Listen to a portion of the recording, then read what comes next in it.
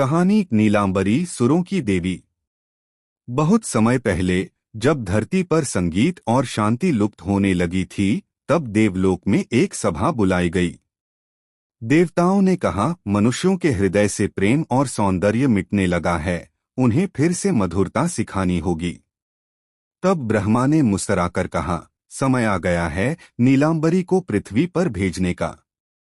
नीलांबरी वह देवी थी जो संगीत की आत्मा थी, जिसकी वीणा से निकला हर सुर जीवन में नई उमंग भर देता था। जब नीलांबरी पृथ्वी पर उतरी, उस समय आकाश में सूर्य अस्त हो रहा था। उसके वस्त्र में गोधूली की सुनहरी आभा थी और उसकी आंखों में शांत झीलों का गहरापन। वह एक कमल से भरे सरोवर के किनारे पहुंची और अपनी वीणा बजाने लगी।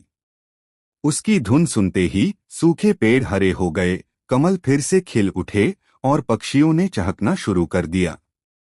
गांव के लोग उस संगीत से आकर्षित होकर उसके पास आने लगे। एक वृद्धा बोली, बेटी, तेरा संगीत तो जैसे हमारी थकी हुई आत्मा को नया जीवन दे गया। नीलांबरी मुस्कुराई, संगीत वही है जो आत्मा को छू ले मां, जो मनुष्य को अपने भीतर झांकने पर मजबूर कर दे। धीरे धीरे वह गांव-गांव घूमने लगी। जहां झगड़े थे, वहां उसके सुरों से मेल हुआ।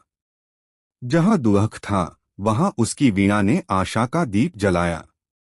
लोग उसे देवी कहने लगे, पर नीलांबरी खुद को बस एक साधक मानती थी। एक दिन एक छोटा बालक बोला, माँ, क्या तेरी वीणा कभी दुखी नहीं होती? नीलांबरी ने कहा, वीणा भी दुखी होती है जब उसे कोई लालच या घृणा के सुरों से छूता है, लेकिन जब उसे प्रेम से छुआ जाए तो वह अमर संगीत बन जाती है। वर्ष बीत गए। जब पृथ्वी पर प्रेम और शांति फिर से खिल उठी, तब देवदूत आए और बोले, देवी, आपका कार्य पूर्ण हुआ, अब लौट चलिए। नीलांबरी मुस्कुराई, अपनी वीणा झील के किनारे रख दी और बोली, अब यह संगीत इन्हीं मनुष्यों का है। जब भी कोई प्रेम से किसी को गले लगाएगा, वहां मेरी वीणा के सुर गूंजेंगे। और वह प्रकाश में विलीन हो गई। तब से जब भी किसी झील किनारे सूर्य ढलता है और हल्की हवा में वीणा की सी धुन सुनाई देती है, लोग कहते हैं, नीलांबरी फिर आ गई। संदेश, संगीत और प्रेम दोनों ही ईश्वर के सबसे सुंदर उपहार हैं।